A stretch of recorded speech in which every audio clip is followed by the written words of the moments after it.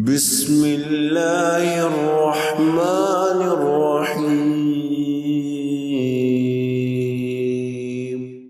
نحمده ونصلي على رسوله الكريم اعوذ باللہ من الشیطان الرجیم بسم اللہ الرحمن الرحیم رب اشرح لي صدری ویسر لي امری واحلل عقدۃ من لسانی یفقهوا قولی۔ اپنے پچھلے سیشن سے ہم سیکھ رہے ہیں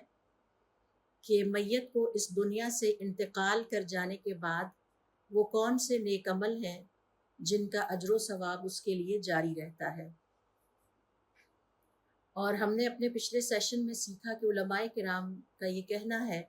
کہ یہ نیک اعمال دو قسم کے ہیں۔ پہلی قسم جو اس نے اپنی زندگی میں نیک اعمال کیے، کچھ ایسے نیک اعمال ہیں کہ جن کو اگر ہم اپنی زندگی میں کر جائیں تو انشاءاللہ اللہ تعالیٰ سے امید کی جاتی ہے کہ ہمارا ان نیک اعمال کا جو اجر و ثواب کا سلسلہ ہے وہ اگلی زندگی میں بھی جاری رہے گا۔ جبکہ دوسری قسم کے وہ نیک اعمال ہیں جو میت کے جانے کے بعد یا کسی انسان کے انتقال کے بعد اس کے گھر والے یا اس کے پیارے اس کے لیے کرتے ہیں اور اس کا ثواب ان کو ملتا ہے۔ تو ابھی ہم پہلی کیٹیگری پہ بات کر رہے ہیں، انشاءاللہ اینڈ پہ ہم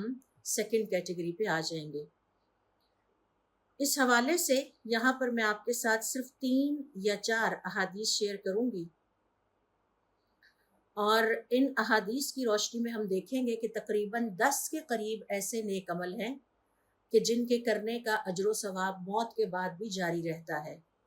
کچھ ہم نے اس میں سے کور کیے ہیں، کچھ کی تفصیلات کور کی ہیں، انہیں میں اختصار کے ساتھ آج دوبارہ ریپیٹ کروں گی، لیکن یہ تقریباً 10 کے قریب ایسے نیک عمل ہیں یا نیک اعمال کی کیٹیگریز ہیں کہ جن کے کرنے کا ثواب اس دنیا سے انتقال کر جانے کے بعد بھی انشاءاللہ جاری رہے گا۔ تو اور اس کے بعد پھر ہم تفصیل سے دیکھیں گے کہ کسی بھی شخص کے انتقال کر جانے کے بعد اس کے گھر والوں یا پیاروں کو کون سے وہ مسنون اور صحیح نیک اعمال کرنے ہیں جن کا ثواب اسے ملتا رہے۔ تو پہلی کیٹیگری کو کور کرتے ہوئے پہلی حدیث میں آپ کے ساتھ شیئر کرتی ہوں۔ حضور اکرم صلی اللہ علیہ وآلہ وسلم کا ارشاد ہے، اور انس ابن مالک رضی اللہ تعالیٰ عنہ اس حدیث کو نیریٹ کر رہے ہیں، کہتے ہیں کہ حضور اکرم صلی اللہ علیہ وآلہ وسلم نے فرمایا، سبع یجری للعبد اجرہن، 7 نیک اعمال ایسے ہیں جن کا اجر جاری رہتا ہے بندے کے لیے من بعد موتہ، اس کی موت کے بعد۔ اور حقیقت بات یہ ہے کہ ہمیں اس کی لسٹ بنا کے ایک چیک لسٹ اپنی لائف میں رکھنی چاہیے اور پلان کرنا چاہیے کہ ہم جانے سے پہلے یہ 10 نیک کام اپنے لیے کر کے یہاں سے جائیں۔ تو آپ صلی اللہ علیہ وسلم فرماتے ہیں 7 نیک عمل ایسے ہیں جن کا اجر و ثواب بندے کے موت کے بعد بھی اس کے لیے جاری رہتا ہے، وَهُوَ فِي قَبْرِهِ، جبکہ وہ قبر میں ہوتا ہے۔ عمل کا سلسلہ منقطع ہے لیکن اس کا ثواب جاری ہے، اور یہ 7 ایک حدیث میں آپ نے بیان کیے۔ من علم علما، جس نے کوئی علم سکھایا، او کرا نہرا، یا کوئی نہر جاری کی، او حفر بئرا، یا کوئی کنواں کھدوایا، او غرس نخلا، یا کوئی کھجور کا پودا یا پودا لگایا، او بنا مسجدا، یا مسجد بنائی، او ورث مصحفا، یا مصحف یعنی قرآن کریم چھوڑ کر گیا کسی مسجد میں گھر والوں کے پاس جو اس سے پڑھتے ہیں، او ترک ولدا، یا اس نے اپنے پیچھے ایسی اولاد چھوڑی، یستغفر له بعد موتہ، جو اس کی موت کے بعد اس کی مغفرت کی دعا کرتے رہتے ہیں۔ یہ پہلی حدیث ہے۔ دوسری حدیث ابی امامہ الباہلی رضی اللہ تعالیٰ عنہ روایت کرتے ہیں، کہتے ہیں سمعت رسول اللہ صلی اللہ علیہ وسلم، میں نے حضور اکرم صلی اللہ علیہ وآلہ وسلم کو فرماتے ہوئے سنا، اربع تجری علیہم اجورہم، 4 نیک عمل ایسے ہیں کہ جن کا اجر بعد الموت، موت کے بعد بھی جاری و ساری رہتا ہے۔ رجل مات مرابطا فی سبیل اللہ، وہ شخص جو اللہ کے راستے میں سرحدوں کی حفاظت کرتے ہوئے جان دے گیا۔ ورجل علم علما، اور وہ انسان جس نے علم سکھایا، فاجرہ یجری علیہ ما عمل بہ، جب تک اس کے سکھائے ہوئے علم پر عمل ہوتا رہتا ہے اس کو اس کی قبر میں اس کا ثواب ملتا رہتا ہے۔ ورجل اجرا صدقتا، اور وہ شخص جس نے کوئی صدقہ جاریہ کیا فَأَجْرُهَا يَجْرِي عَلَيْهِ تو اس کا اجر اس پر جاری و ساری رہتا ہے ما جرت علیہم جب تک کہ اس کا صدقہ دوسروں کو فائدہ پہنچاتا رہتا ہے وَرَجُلٌ تَرَكَ وَلَدًا صَالِحًا يَدْعُو لَهُ اور وہ شخص جو اپنے پیچھے نیک اولاد چھوڑ گیا جو اس کے لیے دعا کرتے رہتے ہیں۔ تیسری حدیث یہاں پر آپ کے ساتھ شیئر کرتی ہوں۔ حضور اکرم صلی اللہ علیہ وسلم فرماتے ہیں اور اس کو بیان کرنے والے حضرت ابو ہریرہ رضی اللہ تعالی عنہ ہیں۔ قالا کہتے ہیں قال رسول اللہ صلی اللہ علیہ وسلم حضور اکرم صلی اللہ علیہ وآلہ وسلم نے فرمایا انا مما یلحق المؤمن من عملہ مومن جب اگلی دنیا میں چلا جاتا ہے تو اس کے پیچھے سے جو چیز اس کو جا ملتی ہے، یعنی آپ امیجن کیجئے کہ انسان جا چکا ہے، پیچھے سے کوئی اور چیز اس کو جا کے نہیں مل سکتی۔ آپ صلی اللہ علیہ وسلم کے الفاظ ہیں ان مما یلحق المؤمن من عملہ مومن کو جا کے جو چیز جا ملتی ہے وہ حسناتہ اور اس کو نیکیاں بعد موتہ اس کی موت کے بعد وہ کیا ہے علما علمہ ونشرہ وہ علم جو اس نے اپنی زندگی میں سکھایا تھا اور پھیلایا تھا وولدا صالحا ترکہ اور نیک اولاد جو وہ اپنے پیچھے چھوڑ کے گیا ومصحفا ورثہ اور جو قرآن کریم کے نسخے وہ پیچھے چھوڑ گیا، مسجد میں چھوڑ گیا، کسی دینی مدرسے میں چھوڑ گیا، اپنے گھر میں چھوڑ گیا، او مسجدن بنا ہو یا اس نے کوئی مسجد بنائی تھی، او بیتن یا گھر بنایا تھا لابن السبیلی مسافروں کے لیے، گیسٹ ہاؤس یا سرائے جس سے مستحق مسافر فائدہ اٹھا سکتے ہیں، او نہرن اجرا ہو یا اس نے کوئی نہر تھی اسے جاری کر دیا، او صدقتا اخرجہا من مالہ یا اس نے کوئی صدقہ جاریہ اپنے زندگی میں اپنے مال سے کیا تھا فی صحتہ اپنی صحت کی حالت میں وہ حیاتہ اور اپنی زندگی میں یلحقہ من بعد موتہ یہ ساری چیزیں اسے موت کے بعد جا ملتی ہیں، اس کے ساتھ جو ہے وہ اس کو فائدہ پہنچاتی ہیں۔ یہ 3 احادیث صرف میں نے آپ سے شیئر کی ہیں اور ان 3 احادیث سے پتہ یہ چلتا ہے کہ 10 نیک عمل ایسے ہیں جو ہر مسلمان کو اپنی زندگی میں ضرور کر جانے چاہیے آخرت کی تیاری کے لیے۔ آئیے تھوڑی سی اب ہم اس کی تفصیل دیکھتے ہیں کہ یہ نیک عمل کیا ہیں۔ ان میں سب سے پہلا جو حضور اکرم صلی اللہ علیہ وسلم نے ذکر کیا ہے وہ ہے علم سکھانا، اور اس میں کوئی تفریق نہیں ہے، چاہے وہ دنیاوی علوم ہے چاہے وہ دینی علوم ہیں، دونوں ہی امت مسلمہ کے لیے فائدہ مند ہے۔ اگر اللہ رب العزت نے آپ کو کوئی ایسا علم دیا ہے جو بہت ریئر ہے، بہت یونیک ہے اور اس سے امت مسلمہ کو فائدہ پہنچ سکتا ہے تو اسے شیئر کرنے میں کبھی بھی ہیزیٹیٹ نہ کریں۔ ہاں یہ ضرور ہے کہ جب تمام علوم کو اکٹھا کیا جائے تو افضل ترین علم قرآن کا علم اور دین کا علم ہی ہے۔ قرآن کے علم اور حدیث کے علم یعنی قال اللہ و قال الرسول کو جو فضیلت حاصل ہے وہ ظاہر ہے کہ باقی علوم کو نہیں ہے، تو یہ افضل ترین ہے، لیکن اس کا یہ مطلب قطعاً نہیں ہے کہ دنیاوی علوم اس میں شامل نہیں ہے۔ اور پھر ہم سب جانتے ہیں کہ علم سیکھنا یا سکھانا یہ انبیاء کرام کی پسندیدہ اور محبوب ترین عبادتوں میں سے ایک تھا۔ انبیاء کرام علم سکھانے والے تھے۔ حضور اکرم صلی اللہ علیہ وسلم پر جو پہلی وحی نازل ہوئی اقرا پڑھو، تو علم یعنی انہیں بتا دیا گیا کہ اب آپ کو علم عطا کیا جائے گا اور اب اس علم کو آپ پڑھ کے آگے پھیلائیں گے، اور اس کا فائدہ یہ ہوتا ہے کہ اس سے انسانوں کی دنیا بھی سنورتی ہے۔ آپ کی وجہ سے کسی کی زندگی اچھی ہو گئی، آپ کے علم کی وجہ سے کسی کی آخرت اچھی ہو جائے، اور آپ کے علم کی وجہ سے کوئی اپنے رب کو پہچان لے، اپنے دین سے کنیکٹ ہو جائے، اپنے خدا سے کنیکٹ ہو جائے اور اسے صراط مستقیم مل جائے، اور آپ کے سکھائے ہوئے کسی بھی علم کی وجہ سے وہ حق اور باطل میں تمیز کرنے کے قابل ہو جائے، گمراہی اور ہدایت میں فرق کرنے کے قابل ہو جائے، حلال اور حرام کو سمجھ جائے، تو آپ دیکھیے کہ یہ کتنا بڑا کنٹریبیوشن ہے۔ اور ظاہر ہے کہ جو آج آپ نے کسی کو سکھایا ہے وہ پھر آگے مزید اسی طرح سے سکھایا جاتا رہے گا۔ اور اب ہم اپنی زندگی میں بھی دیکھتے ہیں کہ ہمارے بہت سارے علماء ایسے ہیں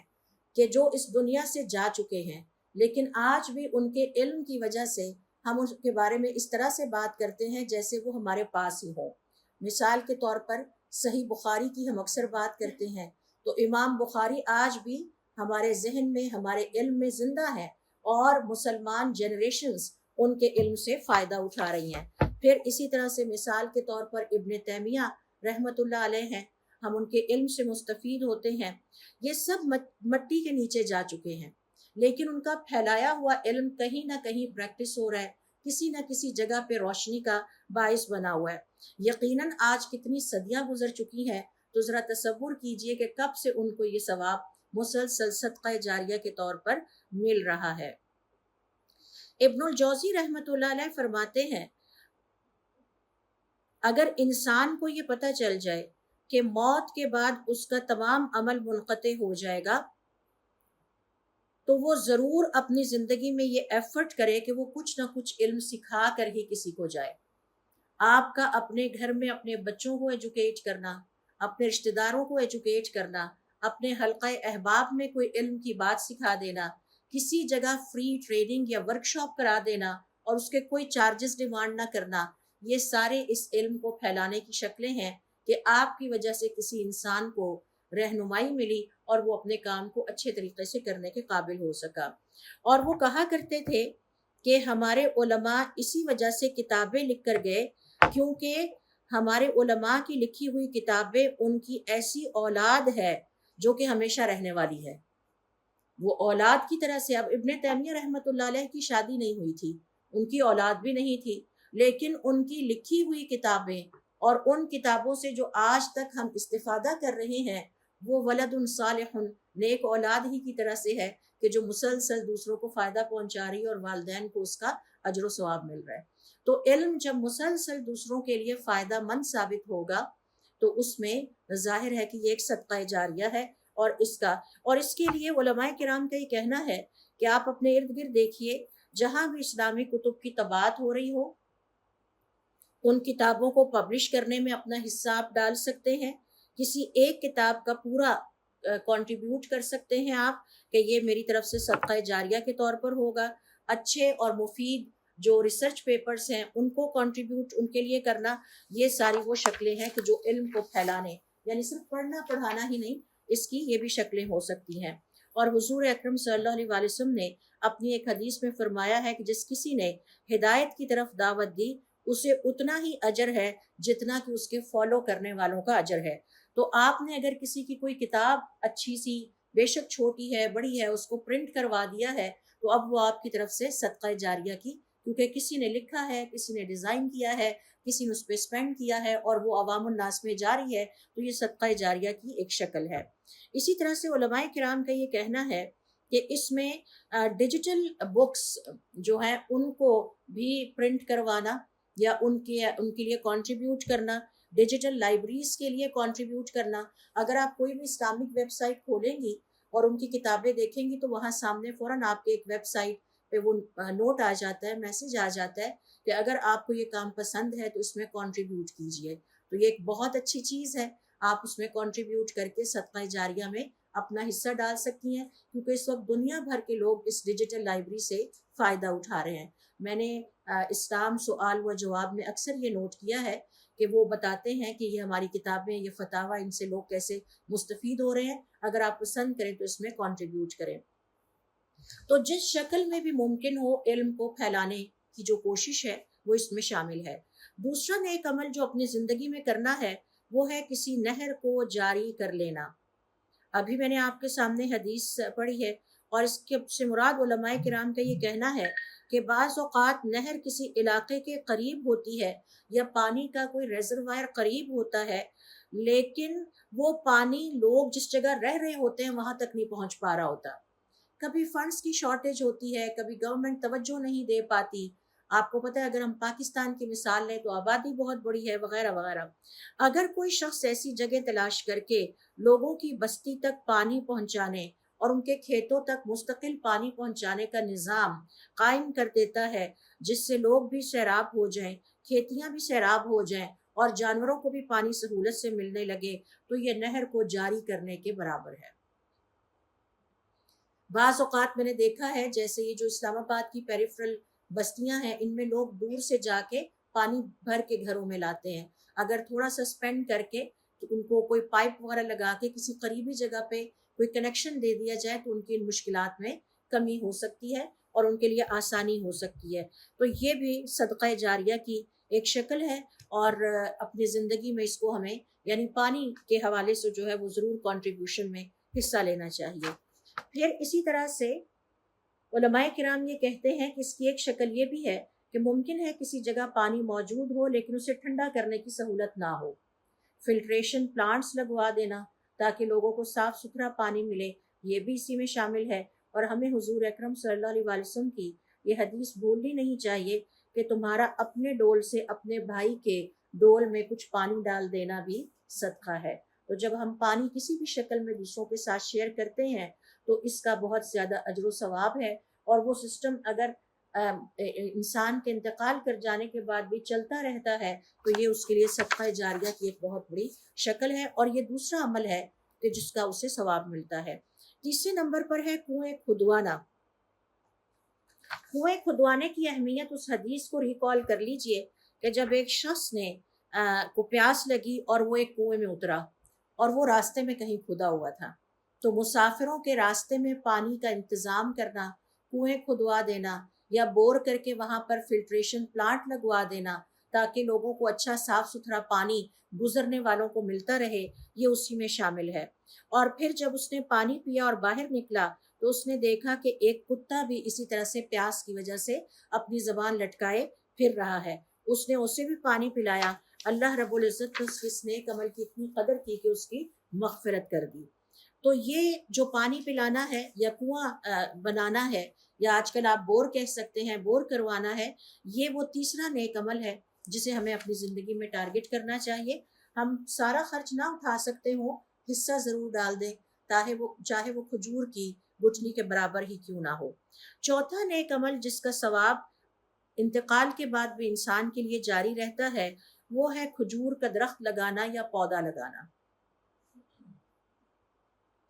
کھجور کے درخت کا خاص طور پر اس حدیث میں ذکر کیا گیا ہے، باقی حدیث میں پودے کا بھی ذکر ہے. یہاں پر کھجور کے درخت کا ذکر اس لیے کیا گیا ہے کہ حضور اکرم صلی اللہ علیہ وسلم نے اپنی ایک حدیث میں فرمایا ہے کہ مومن کی مثال کھجور کے درخت کی طرح سے ہے اور کھجور کا درخت درختوں میں سے سردار درخت ہے. جیسے جمعے کا دن ہفتے کے دنوں میں سردار دن ہے، اللہ تعالیٰ نے جمعے کے دن کو خاص فضیلت اور برکت عطا کی ہے ہفتے کے باقی دنوں میں سے، اسی طرح سے اللہ تعالیٰ نے درختوں میں سے کھجور کے درخت کو خاص برکتوں اور فضیلتوں سے نوازا ہے. اب یہ جو کھجور کا درخت ہے، علماء کرام کا یہ کہنا ہے کہ اس حدیث میں خاص طور پر اس کا ذکر اس لیے کیا گیا ہے کہ کھجور کے درخت کا ہر حصہ انسانیت کے لیے اور جانوروں کے لیے نفع بخش ہوتا ہے. اس کا تنا بھی، اس کا گودا بھی، اس کا پھل بھی، اس کے پتے بھی، ہر چیز کام میں آتی ہے. تو اس لیے خاص طور پر یہاں کھجور کے درخت کا ذکر کیا گیا ہے. لیکن اگر کھجور کا درخت میسر نہ ہو تو کوئی اور پھل دار درخت یا کوئی بھی اور درخت بھی اس کی جگہ آ سکتا ہے اور اسے صدقہ جاریہ کے طور پر لگائیے. یہ تمام نیک عمل آپ اپنی طرف سے بھی کر سکتے ہیں اور اس میں اپنے پیاروں کے لیے نیت بھی کر سکتے ہیں، مرحومین کے لیے جو اس دنیا سے جا چکے ہیں. مثال کے طور پر آپ درخت لگا رہے ہیں، اللہ تعالیٰ اسے میرے اور میرے پیارے مرحومین کی طرف سے قبول فرمائے. لہٰذا جس کسی نے کوئی درخت لگایا یا یہ کہ کسی درخت کا پھل مسلمانوں تک پہنچا تو ظاہر ہے کہ جب تک کوئی اس سے کھاتا رہے گا، چاہے وہ جنات ہیں، چاہے وہ حیوانات ہیں، چاہے وہ انسانات ہیں، اس کا ثواب اس کو ملتا رہے گا. اور یہ اجر و ثواب تمام اقسام کے درختوں کے لیے ہے کیونکہ درخت basically is a symbol of nature care. تو آگے چل کے ہم سیکھیں گے کہ انوائرمنٹل پروٹیکشن کے لیے کوئی بھی پروجیکٹ لگایا جائے تو وہ صدقہ جاریہ ہے. یعنی حتیٰ کہ اگر آپ گاربیج کو ٹھکانے لگانے کے لیے بھی ایک پروجیکٹ لگا دیتے ہیں صدقہ جاریہ کے طور پر، تو ماحول کو صاف رکھنے کے لیے آپ نے جو ایفرٹ کی ہے اور انسانوں کی بھلائی کے لیے جو ایفرٹ کی ہے وہ صدقہ جاریہ کی جو ہے وہ مد میں آتی ہے. پھر اس کے بعد دیکھیے پانچواں نیک عمل وہ ہے مسجد کی تعمیر. مسجدیں اللہ رب العزت کو پسندیدہ ترین زمین کے حصے ہیں. اس روئے زمین کے جو پسندیدہ اور محبوب ترین حصے ہیں اللہ کے نزدیک وہ مسجدیں ہیں اور ناپسندیدہ ترین حصے بازار ہیں۔ بازار کیوں ہیں؟ کیونکہ بازاروں میں کثرت سے اللہ تعالیٰ کی نافرمانیاں ہوتی ہیں، جبکہ مسجدوں میں کثرت سے اللہ تعالیٰ کی فرما برداری ہوتی ہے۔ وہاں پر جب ہم مسجد میں جاتے ہیں تو ہم کسی اور ہی شعور کے تحت ہوتے ہیں، آل دا ٹائم ہم یہ سوچ رہے ہوتے ہیں کہ یہ مسجد ہے، ہم نے کوئی غلط کام نہیں کرنا وغیرہ۔ لہٰذا حضور اکرم صلی اللہ علیہ وسلم کی حدیث کے مطابق مسجدوں کی تعمیر کرنا اور مسجدوں کی آباد کاری میں حصہ لینا، انہیں ورکنگ کنڈیشن میں رکھنا، دونوں باتیں اس میں آتی ہیں۔ سورۃ التوبہ کی آیت نمبر 18 میں اللہ رب العزت کا ارشاد ہے، انما یعمر مساجد اللہ من آمن باللہ والیوم الآخر، بے شک اللہ تعالیٰ کی مساجد کو وہی شخص آباد کرتا ہے جو اللہ پر یقین رکھتا ہے اور آخرت کے دن پر یقین رکھتا ہے۔ اب یہ جو آباد کاری ہے اس کی دو شکلیں ہیں۔ پہلی شکل یہ ہے کہ مساجد کی تعمیر کی جائے،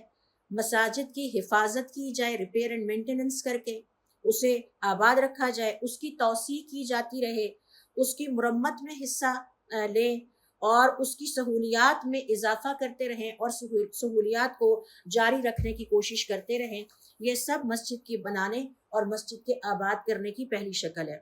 دوسری شکل یہ ہے کہ مسجدوں میں جاتے رہیں، مسجدوں میں نمازیں ادا کریں، قرآن کریم کی تلاوت کریں اور وہاں پر ذکر کی جو مجالس ہیں، علم کے جو حلقے منعقد ہوتے ہیں اور جو وہاں پر دین کو سیکھنے اور سکھانے کا کام ہوتا ہے اس میں بیٹھا جائے۔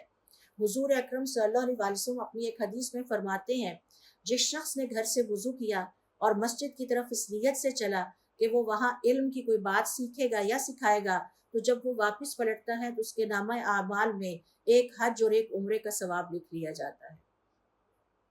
تو مساجد کو آباد رکھنے کا مطلب یہ ہے کہ وہاں کی سرگرمیوں میں حصہ لیا جائے، مساجد کے اندر وقت گزارا جائے، مساجد کے لیے ٹائم نکالا جائے۔ انفارچونیٹلی ہم ہر ایکٹیویٹی کے لیے ٹائم نکالتے ہیں لیکن مساجد کے لیے ہمارے پاس ٹائم نہیں ہوتا۔ جمعے کی نمازوں میں کم از کم شامل ہوا جائے، تراویح کی نمازوں میں شامل ہوا جائے، تھوڑا تھوڑا کر کے اپنے آپ کو عادت ڈالی جائے اور پھر آہستہ آہستہ زیادہ سے زیادہ ٹائم وہاں پر سپینڈ کیا جائے۔ تو یہ مساجد کو دوسری شکل ہے آباد رکھنے کی اور ورکنگ کنڈیشن میں رکھنے کی، اور اس کا اتنا زیادہ ثواب ہے کہ حضور اکرم صلی اللہ علیہ وسلم فرماتے ہیں، جس کسی نے کوئی ایک مسجد بنائی اور وہ اللہ کو راضی کرنے کے لیے بنائی تھی تو اللہ تعالیٰ اس کے لیے جنت میں ایک گھر بنا دیتے ہیں۔ تو ٹارگٹ کر لینا چاہیے کہ ہم نے اپنی زندگی میں میکسیمم مساجد وزٹ کرنی ہے اور میکسیمم مساجد جو ہے ان کی تعمیر میں، ان کی آباد کاری میں اپنا حصہ ڈالنا ہے۔ یہ صرف ایک مسجد کے لیے جو ہے وہ بتایا جا رہا ہے۔ اگر پوری نہیں بھی بنا سکتے تو حصہ ڈال دیجئے، حصے میں 1000 روپیہ بھی ہو سکتا ہے، 500 روپے بھی ہو سکتے ہیں، اس سے زیادہ بھی ہو سکتے ہیں، جتنا اللہ تعالیٰ ہمت اور توفیق عطا فرمائے۔ اس کے بعد چھٹا جو عمل ہے حضور اکرم صلی اللہ علیہ وسلم کی حدیث کے مطابق، وہ ہے مصاحف کی طباعت، یعنی قرآن کریم کی جو طباعت ہے، پرنٹنگ ہے، آپ اس میں حصہ ڈالیے۔ ظاہر ہے کہ جب کوئی ان مصاحف میں سے ایک آیت بھی پڑھے گا تو اس کا اجر و ثواب دیکھیے کتنا زیادہ ہوگا، اور اس میں تدبر کرے گا، اس پر عمل کرے گا۔ لہٰذا ان مصاحف کی پرنٹنگ میں حصہ ڈالنا، ان کی تقسیم کرنا اور انہیں مساجد میں وقف کرنا، یعنی آپ نے 100 قرآن کریم کی کاپیاں خریدی اور کسی ایک مسجد میں رکھوا دی، پھر آپ نے 10-15 خریدی دوسرے میں رکھوا دی، 10-15 تیسرے میں رکھوا دی۔ راستے میں جب سفر کرتے ہوئے جائیں تو قرآن کریم کی کاپیاں اپنے پاس سفر میں رکھ لیں، اور جاتے ہوئے جن مساجد سے گزرتے جائیں وہاں کچھ نہ کچھ ان کے باکس میں تعمیر کے لیے بھی ڈالیں، کنسٹرکشن کے لیے بھی، اور وہاں پر قرآن کریم بھی رکھواتے جائیں۔ ان قرآن کریم سے ظاہر ہے روزے دار بھی تلاوت کریں گے۔ رمضان میں میں نے دیکھا ہے خواتین قرآن کریم تلاش کر رہی ہوتی ہیں، معتکفین اعتکاف میں بیٹھنے والے بھی تلاش کریں گے۔ تو اس طرح کر کے یہ جو قرآن کریم کو پھیلانا ہے اور قرآن کریم کی طباعت میں حصہ ڈالنا ہے اور اس کو تقسیم کرنا ہے، یہ بھی ان اعمال میں سے ہے کہ جب تک ان قرآن کریم میں سے تلاوت ہوتی رہے گی اس کا نامہ اعمال میں اجر انشاءاللہ اللہ کے حکم سے جاری رہے گا۔ 7ویں نمبر پر جو نیک عمل کوئی بھی انسان اپنی زندگی میں کر سکتا ہے وہ اپنے بچوں کی اچھی تربیت ہے، اور اچھی تربیت سے مراد دیندار تربیت ہے۔ اپنے پچھلے سیشن میں نے آپ سے شیئر کیا تھا کہ اللہ رب العزت نے ایک انتہائی شاندار تربیت کرنے والے باپ کا ذکر قرآن کریم میں کیا ہے، اور وہ حضرت لقمان علیہ السلام ہیں، جو اپنے بیٹے کو دین بھی سکھا رہے ہیں، دنیا بھی سکھا رہے ہیں۔ ایک طرف سکھا رہے ہیں کہ بیٹے اللہ تعالیٰ کے ساتھ کسی کو شریک نہ ٹھہرانا، نماز قائم کرتے رہنا، زکوٰۃ ادا کرنا، روزے رکھنا، اور دوسری طرف سکھا رہے ہیں کہ بیٹا جب بولیں تو اونچی آواز سے نہیں بولنا، آہستہ آواز سے بولنا ہے، اور جب چلنا ہے تو زور سے زمین پہ پاؤں نہیں مارنا بلکہ آہستگی سے پاؤں رکھنا ہے۔ تو بیسک لائف سکلز وہ سکھا رہے ہیں دین اور دنیا کے اپنے بیٹے کو۔ تو یہ جو اچھی تربیت کے لیے آپ پیرنٹس مشقت اٹھاتے ہیں، بعض اوقات ناگوار قسم کی صورتحال بچوں کی طرف سے برداشت کرنی پڑتی ہے، بعض اوقات بچے سخت جواب بھی دے دیتے ہیں، اس پہ صبر کیجئے، بہت اجر کی بات ہے۔ آپ کا بچہ جب آپ کی وجہ سے کل کو نماز پڑھے گا، کل کو نیکی کا کوئی کام کرے گا، اسے یاد رہے گا کہ میری والدہ یہ کیا کرتی تھی، اور اس کا پھر اجر انشاءاللہ اللہ تعالیٰ سے دعا کیجئے کہ اللہ تعالیٰ آپ کو اس کا عطا کرتے رہیں۔ اور عموماً بچے اس بات کو نوٹ بھی کرتے ہیں اور وہ یہ ساری چیزیں کرتے بھی ہیں۔ پھر اسی طرح سے دیکھیے 8واں جو نیک عمل ہے جس کا ذکر ان حدیث میں کیا گیا ہے، وہ ہے مسافروں کے لیے سرائے یا ریسٹ ہاؤس یا گیسٹ ہاؤس کی تعمیر، اور اس سے مراد مسافروں کو سہولت دینا ہے۔ علماء کرام کا یہ کہنا ہے کہ پبلک ویلفیئر کے جو پروجیکٹس ہیں ان میں ایک پروجیکٹ یہ ہے کہ مسافروں کو سہولت دینے کے لیے راستے میں ریسٹ ایریاز بنوا دیے جائیں، یا اگر ریسٹ ایریاز بنے ہوئے ہیں تو ان میں سہولیات کا اضافہ کروا دیا جائے، مستحقین کے لیے گیسٹ ہاؤسز یا ریسٹ ایریاز بنوا دیے جائیں، کیونکہ کچھ لوگ تو پے کر کے اپنے لیے اچھا ارینجمنٹ کر لیتے ہیں، جبکہ کچھ لوگ ایسا نہیں کر پاتے۔ اور اس حوالے سے اس کی مزید ڈیٹیل یہ ہے کہ کوئی شخص مسافروں کے لیے گیسٹ ہاؤس بنائے اور پھر وہاں پر وہ ٹھہر بھی سکتے ہیں، اور کسی روڈ یا شہر کے کنارے مسافر خانہ قائم کرنا،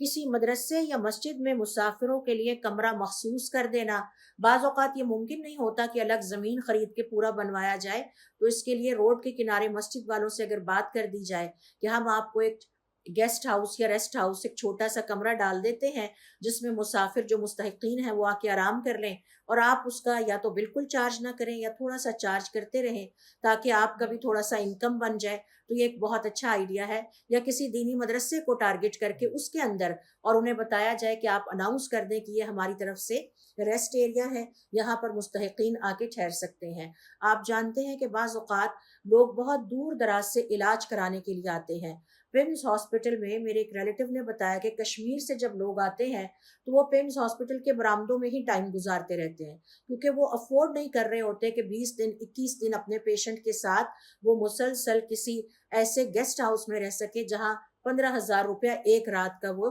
چارج کرتے ہیں۔ تو ایسے لوگوں کے لیے اگر ہاسپٹل کی مینجمنٹ سے مل کے اندر ہی کوئی چھوٹا سا ریسٹ ایریا یا باہر کوئی ریسٹ ایریا کسی مسجد سے بات کر کے جو کہ قریب ترین مسجد ہے ان کے لیے بنوا دیا جائے، تو اس سے مسلمان کمیونٹی کو بہت فائدہ ہو سکتا ہے۔ تو یہ سرائے میں شامل ہے، یعنی مسافروں کے لیے سرائے تعمیر کرنا۔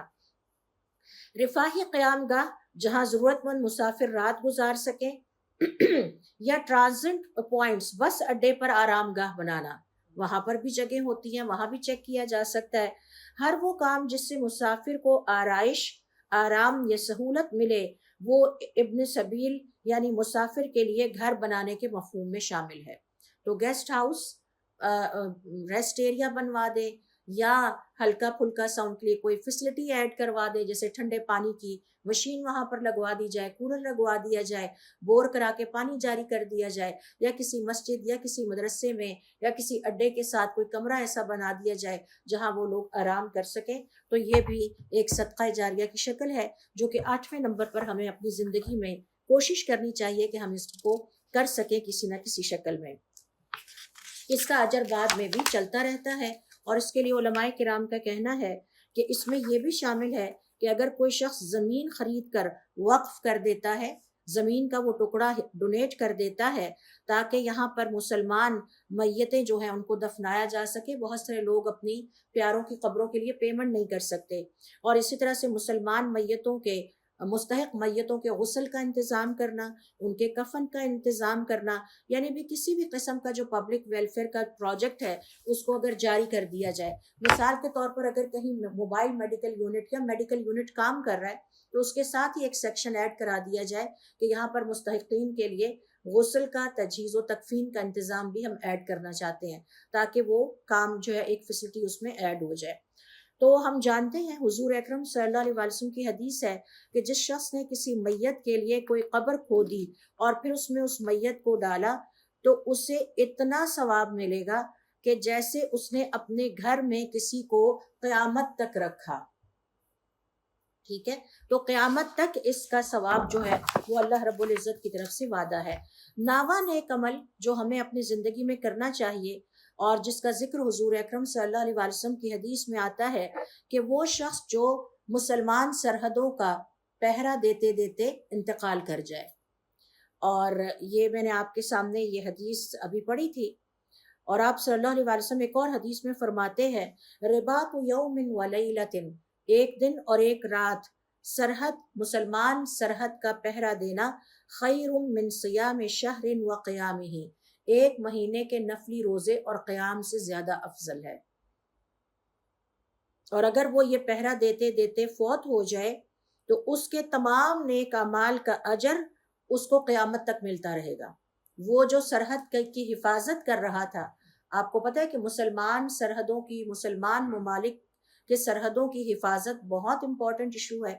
ورنہ تو مسلمان ترن والا بن کے رہ جائیں اپنے دشمنوں کے ہاتھوں. ابھی آپ نے دیکھا کہ جب پاکستان پر انڈیا کی طرف سے اٹیک ہوا تو اگر ہمارے آگے سے آرمی کا رسپانس جو ہے وہ بہت اچھا نہ ہوتا تو انڈیا والے تو کب سے پاکستان کو اپنا ترن والا بنا چکے ہوتے. پھر آپ نے ایران کا رسپانس بھی دیکھا کہ جب ان پر کوئی حملہ آور ہوا تو ظاہر ہے کتنی جانیں بھی گئی اور کتنی مشکل سے انہوں نے اپنے ملک کی اور اپنی عزت کی اور اپنی بقا کی حفاظت کی. تو یہ جو پہرا دینے والے ہیں سرحدوں پہ، اگر ان کا انتقال ہو جائے تو یہ جتنے نیک عمل کر رہے تھے، مثلاً یہ نمازیں پڑھ رہے تھے، روزے رکھ رہے تھے، اللہ کی راہ میں خرچ کر رہے تھے، ان تمام نیک اعمال کا اجر قیامت تک ان کے لیے لکھا جائے گا. اتنا بڑا اجر ہے، کیونکہ وہ جاگتے ہیں اور پہرا دیتے ہیں تو میں اور آپ سوتے ہیں.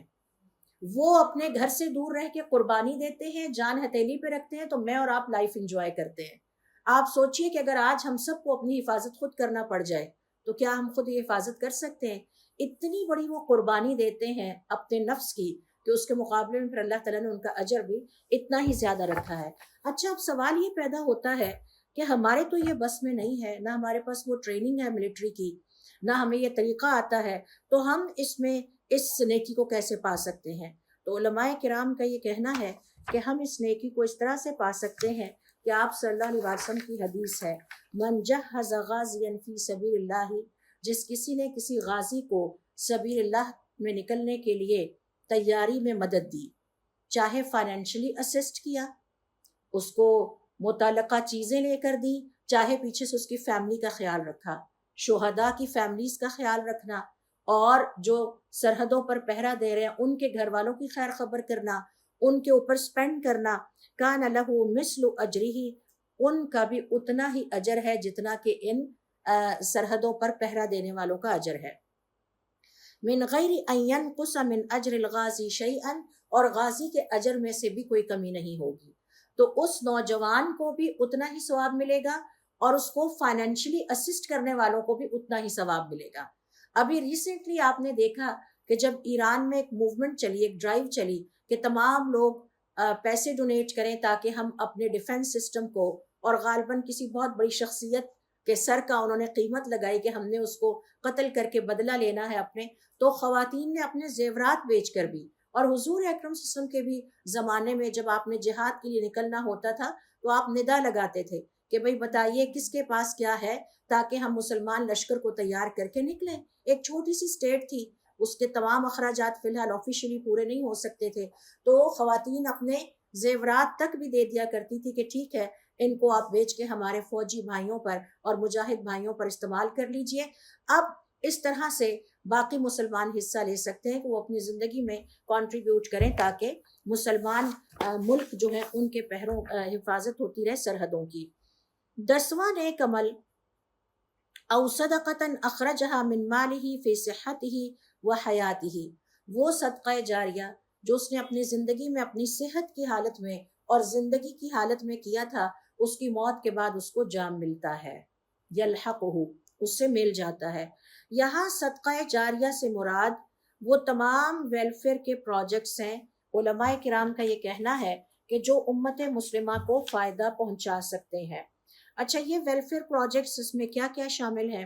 اس میں اپنی لینڈز کو ڈونیٹ کرنا کہ ان پر ادارے بنائے جا سکیں، ہاسپٹل بنائے جا سکیں۔ اللہ تعالیٰ نے زمین دی ہے تو اس میں سے 10 مرلہ 5 مرلہ یا 1 کنال جتنی ڈونیٹ کر سکیں وہ کر سکتے ہیں۔ اس پر ہاسپٹلز بنائے جائیں، دینی مدارس بنائے جائیں، مساجد بنائے جائیں۔ اسی طرح سے ایسے وقف قائم کرنا کہ جہاں سے مسلسل آمدن نکلتی رہے اور قرآن کریم اور جو دین کی کتابیں ہیں ان کی نشر و اشاعت پر خرچ کیا جاتا رہے۔ کنویں کھدوائے جائیں اپنی زندگی میں، لوگوں کو پانی پلانے کا انتظام کیا جائے، مساجد بنائی جائیں، اور کچھ اور آئیڈیاز بھی میں یہاں آپ سے شیئر کرتی ہوں۔ مثال کے طور پر پینے کے صاف پانی کے منصوبے، water filtration plant, hand pumps, مسلسل پانی کی فراہمی، اسکول یا مفت تعلیمی ادارے قائم کر دینا۔ سرکاری اسکول گورنمنٹ نے بنا تو دیے ہیں لیکن ان کے اندر فیسلٹیز کی کمی ہے۔ آپ جائیے، وزٹ کیجئے، فیسلٹیز ایڈ کروا دیجئے جہاں مستحق بچے تعلیم حاصل کر سکیں۔ لائبریریاں قائم کرنا، ہر اسکول میں ایک دینی کتابوں کی آپ لائبریری قائم کر سکتے ہیں، یعنی ہر اسکول کو اگر آپ سرکاری اسکولوں کو 500 کتابیں، جس میں کہ آپ حسن المسلم، دعا کی کتابیں، نماز کی کتابیں اور صحیح بخاری، صحیح مسلم، اس طرح کی ایک لائبریری وہاں پہ بنا دیں تو، اور 500 کتابیں ہر اسکول میں ٹارگٹ کریں تو ایک فیسلٹی نہ صرف ایڈ ہوگی بلکہ سٹاف ممبرز اور بچوں تک دین کا علم پہنچنا شروع ہو جائے گا۔ پھر بچوں کے بڑے اچھے خوبصورت ریڈرز میں نے دارالسلام پہ دیکھے ہیں، ان کے 2 سیٹ جس سے چھوٹے بچوں کا بھی انٹرسٹ ڈیولپ ہو۔ اور اگر آپ کبھی سرکاری اسکولوں کو وزٹ کر کے دیکھیں تو بڑا برا حال ہے، بہت ساری ایسی سہولیات آپ کو ملیں گی جو آپ ایڈ کر سکتے ہیں۔ بہت سارے دینی مدارس کے بھی یہی حالات ہیں کہ کچھ چیزیں پوری ہیں، کچھ ادھوری ہیں۔ درخت اور ماحولیاتی پروجیکٹس قائم کرنا۔ درخت is a symbol for nature protection. آپ جو بھی انوائرمنٹ سے ریلیٹڈ پروجیکٹ لگائیں گے جس کا کہ پوری کمیونٹی کو فائدہ پہنچتا ہے۔ گرین بیلٹس، راستوں کو ہموار کرنا، ہم نے پچھلی دفعہ سیکھا تھا، اور ٹھیک کرنا۔ سڑکوں کے کنارے درختوں کی قطار لگوا دینا تاکہ مسافروں کو گزرنے میں، آنے جانے میں سہولت ہو۔ بارش کے پانی کو محفوظ کرنے کے پروجیکٹس یا منصوبے۔ اسکول، مسجد میں گرین گارڈن۔ ایمبولینس سروس یا ریسکیو سروس، بعض جگہوں پہ جہاں ویلفیئر موبائل یونٹس کام کر رہے ہیں وہاں پر ایمبولینس ایڈ کروا دیں یا پرووائڈ کر دیں، ریسکیو سروسز دکھا دیں۔ ہنر سکھانے کے مراکز، ابھی میں نے دیکھا جماعت اسلامی کی طرف سے بنو قابل کے نام سے پروجیکٹ چلا، بہت سارے بچوں اور بچیوں نے اس سے فائدہ اٹھایا۔ میں نے پرسنلی خود ان سے میں ملی اور پتہ چلا کہ یہ وہ بچے اور بچیاں تھے جو گرافک ڈیزائننگ وغیرہ کے کورسز کی فیس ادا نہیں کر سکتے تھے، اور ان میں سے ایک بچی نے بتایا کہ جس دن میں نے کمپلیٹ کیا اگلے دن مجھے 50,000 کی جاب مل گئی، and she was very happy کہ میرا باپ سیکیورٹی گارڈ ہے اور میں سوچ بھی نہیں سکتی تھی، میں تو شاید 10, 12, 15 ہزار کی ٹیچنگ کرتی، لیکن بنو قابل کی وجہ سے ان کا ہنر سکھانے کا یہ ادارہ ہے، آپ اس میں کنٹریبیوٹ کر دیجئے تاکہ اور بچوں پہ وہ اسپینڈ کر سکیں۔ تو شی واز ہیپی کہ میرا باپ 25,000 کماتا ہے، مجھے 40 کی جاب مل گئی ہے۔ تو ذرا اندازہ لگائے کہ اس فیملی کی کتنی سسٹیننس جو ہے وہ اس میں اضافہ ہوا۔ خواتین کے لیے سلائی سینٹر، ان پڑھ خواتین کو سکھایا جا سکتا ہے یہ ہنر۔ کمیونٹی پارکس یا کھیل کے میدان کو اپ گریڈ کروا دیں، یہ صرف حکومت کی ذمہ داری نہیں، یہ ہماری سوشل رسپانسبلٹیز ہے۔ اسی طرح سے موبائل میڈیکل یونٹس اگر افورڈ کرتے ہوں چھوٹے چھوٹے بنا کے مختلف ایریاز میں بھیجنے کے لیے، کسی جگہ ویلفیئر موبائل یونٹ کام کر رہے ہیں تو اس میں یہ سروس مزید ایڈ کرا دیجئے۔ دور دراز علاقوں میں طبی سہولیات پہنچانے کے لیے سوچئے کہ میں اپنی زندگی میں کچھ اس میں حصہ ڈال جاؤں۔ قرآن اور حدیث کے لیے ڈیجیٹل ایپس بنتی ہیں، ان کے بنانے والوں سے رابطہ کر کے ان کے ساتھ، یا انہوں نے اپنی ویب سائٹ پہ نوٹیفیکیشنز دیے ہیں ان کو رسپونڈ کریں۔ قبرستان کی دیکھ بھال، میں نے آپ کو بتایا تھا کہ یہ اسلام آباد کے قبرستان کا حال یہ کہ پینے کا ٹھنڈا پانی وہاں پہ اویلیبل نہیں ہے، بیٹھنے کے لیے وہاں پر پراپر جگہ نہیں ہے کہ لوگ آئیں اور بیٹھ سکیں، اور اسی طرح سے فری تدفین اور غسل کی اور تجہیز کی اور تکفین کی سہولیات جو ہے ان کا بندوبست کیا جا سکتا ہے۔ لیگل ایڈ سینٹرز، بہت ساری خواتین جو غریب گھرانوں کی، مستحق گھرانوں کی ہیں، وہ قانونی وجہ سے مار کھا رہی ہیں، اپنے حقوق حاصل نہیں کر سکتی، وہ سینٹر اسٹیبلش کرا دیں یا فیسیلیٹیٹ کر دیں یا اس کے لیے کنٹریبیوٹ کر دیں۔ نابینا افراد کے لیے بریل لائبریری یا آڈیو کتب کی فراہمی، سولر انرجی پروجیکٹس، ایک گھر کو 30 سے 35 ہزار کی اگر خرچہ کر کے ایک بیٹری 2 پلیٹس لے دی جائیں تو ان کا ایک پنکھا، ایک واشنگ مشین اور ایک جو ہے وہ بلب چل جاتا ہے اور یہ فیملی خوش ہو جاتی ہے۔ تو یہ میں نے پرسنلی کر کے دیکھا، چونکہ میرے پاس آئیں آتی ہیں تو انہوں نے اپنے گھروں کے لیے انسٹالمنٹس پہ لیے یہ سولر پروجیکٹس، 2 پلیٹیں، مجھے بھول گیا واٹ میں وہ کتنا تھا، جس سے ایک بلب اور ایک پنکھا اور ایک واشنگ مشین۔ وہ کہتی تھی جب ہم واشنگ مشین چلاتی ہیں تو ہم پنکھا اور بلب بند کر دیتی ہیں، but they were very happy کہ اب ہمارے گھر میں لائٹ رہتی ہے۔ تو اس کے ساتھ ایک چھوٹی سی بیٹری لگتی تھی، آج سے 2 سال پہلے کی میں آپ کو اپنی فائنڈنگز بتا رہی ہوں، 2 پلیٹس لگتی تھی، اور ان کا گھر ایک کمرے پر ہی مشتمل ہوتا ہے، اور ایک پنکھا اگر ان کا چھت والا چل جائے تو وہ ساری فیملی کی ضروریات پوری کرنے کے لیے کافی ہوتا ہے، and they were very happy. تو یہ چند آئیڈیاز ہیں کہ جو 10ویں کیٹیگری ہے الصدقات الجاریہ، جاری صدقہ، اس کے یہ 10 نیک عمل ہیں جو ہم خود بھی اپنے لیے بھی کر سکتے ہیں اور اپنے پیاروں کے لیے بھی کر سکتے ہیں۔ ان کے لیے جب اپنے لیے مسجد کی تعمیر کا حصہ ڈالیں ان کی بھی نیت کر لیں، اپنے لیے جب پودے لگائیں ان کے لیے بھی کر دیں، اور اسی طرح سے اگر ابھی ہم نے سیکھا کہ سڑکوں کے کنارے وہ جو ایک جگہ بنی ہوتی ہے جہاں پر لوگ کھڑے ہو کے انتظار کرتے ہیں گاڑی کا، اگر وہاں لگ جائیں تو سایہ دار انتظار ذرا اور کمفرٹیبل ان کے لیے ہو جائے گا، تو ایسی جگہوں کو ٹارگٹ کیا جائے۔ اب ہم آتے ہیں دوسری قسم کے اعمال کی طرف۔ میت کو ایصال ثواب کے جو مسنون طریقے اس کے جانے کے بعد ہیں وہ صرف 3 ہی ہیں، اور وہ نوٹ کر لیجئے۔ نمبر 1، دعا۔ ہر نماز میں یہ دعا ضرور کیجئے، رب اجعلنی مقیم الصلاۃ ومن ذریتی ربنا وتقبل دعاء رب اغفر لی ولوالدی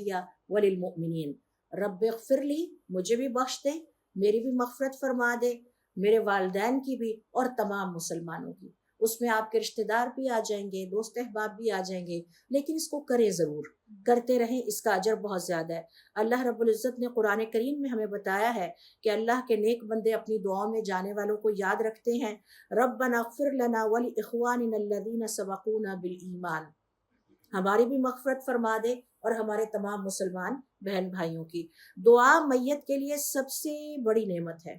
ہر نماز کے بعد کیجئے۔ دعا کی قبولیت کے اوقات، بارش ہو رہی ہے، اپنے پیاروں کو یاد رکھیں، مسلمانوں کو یاد رکھیں، قبرستان جاتے وقت عام اوقات میں اپنے مرحومین اور تمام مسلمانوں کے لیے دعا کرتے رہیں، کرتے رہیں، کرتے رہیں۔ دوسرا مسنون طریقہ صدقہ جاریہ ہے، جس کی ابھی میں نے بہت وضاحت کے ساتھ آپ کے ساتھ اگزامپل بھی شیئر کی ہیں کہ ہم یہ ان کے لیے بھی کر سکتے ہیں۔ تیسرا ہے نیک اولاد کا عمل، بہت وضاحت کے ساتھ میں نے آپ کو بتایا ہے کہ نیک اولاد سے مراد یہ ہے کہ آپ نے ان کی جو بھی اچھی تربیت کی ہے، انہیں جو بھی خیر کی باتیں سکھائی ہیں، چاہے ان کا تعلق دین سے ہے، چاہے ان کا تعلق دنیا سے ہے، کیونکہ ان کے دین کا بھلا کرنا بھی ہماری ذمہ داری ہے اور ان کی دنیا کا بھلا کرنا بھی ہماری ذمہ داری ہے، اس کا بھی ان کو ثواب ملتا ہے۔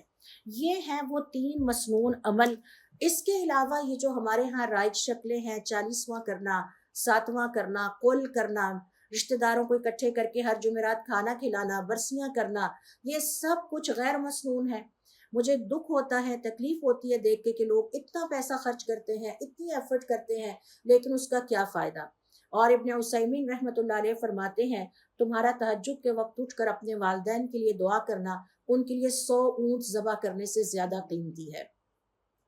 کیونکہ وہ مسنون طریقہ کار ہے جو ہمیں حضور اکرم صلی اللہ علیہ وسلم اور ہماری شریعت ہمیں سکھاتی ہے۔ اس کے علاوہ 2 چیزوں کی اور گنجائش ہے، ایک ہے حج کرنا اور ایک ہے میت کی طرف سے عمرہ کرنا۔ اگر کسی شخص پر حج فرض تھا لیکن وہ اپنا یہ فرض ادا کیے بغیر فوت ہو گیا ہے، تو اب گھر والوں کو چاہیے کہ اس کی طرف سے اس کا کوئی وارث حج کر دے، اسے حج بدل کہتے ہیں۔ ابن عباس رضی اللہ تعالیٰ عنہما سے روایت ہے کہ ایک عورت نے پوچھا کہ میری ماں نے نظر مانی تھی لیکن وہ فوت ہو گئی، کیا میں اس کی طرف سے حج کروں؟ آپ صلی اللہ علیہ وسلم نے فرمایا، ہاں، اگر اس پر فرض ہوتا تو کیا قرض ہوتا تو کیا تم ادا نہ کرتی؟ اللہ کا قرض زیادہ حق رکھتا ہے کہ اس کو ادا کیا جائے، لیکن اگر کسی نے کیا ہوا بھی ہے تو پھر بھی آپ ان کی طرف سے جب اپنا نفلی حج کرنے جائیں تو ان کی طرف سے بھی نیت کر سکتے ہیں۔ اور نفلی حج میں ان کی نیت شامل ہو سکتی ہے۔ میت کی طرف سے عمرہ کرنا حج کی طرح فرض تو نہیں لیکن نفلی عبادت ہے، اور اس کی دلیل یہ ہے کہ حضرت ابن عباس رضی اللہ تعالیٰ عنہما فرماتے ہیں کہ حضور اکرم صلی اللہ علیہ وسلم کے پاس ایک شخص آیا تو آپ نے اسے تاکید کی کہ اپنی طرف سے حج اور عمرہ کرو اور اپنے والدین کی طرف سے بھی۔ اگر کسی کو اللہ تعالیٰ نے اتنی توفیق دی ہے کہ وہ اپنا حج بھی کر سکتا ہے، پہلے اپنا حج کرے۔ حج کرنے کے لیے والدین یا پیاروں کی طرف سے شرط یہ ہے کہ پہلے اپنا حج کا فرض ادا کر چکا ہو۔ اب جو دوبارہ حج کرنے جائے تو اس میں نیت کر سکتا ہے کہ یہ میرے والدین کی طرف سے یا رشتہ داروں یا اساتذہ یا جس کی بھی نیت کرے ان کو بھی شامل کر سکتا ہے۔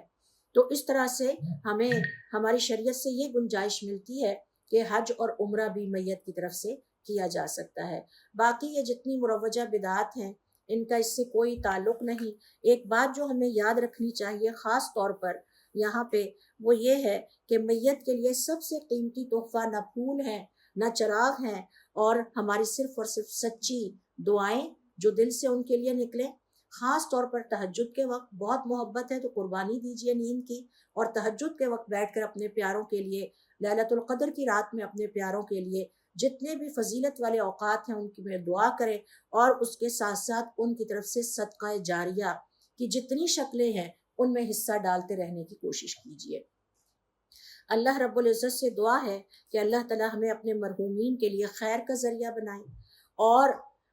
جو ہے وہ ہمیں سنت کے مطابق عمل کرنے کی توفیق عطا فرمائے۔ سبحانک اللہم و بحمدک اشہد ان لا الہ الا انت استغفرک و اتوب الیک۔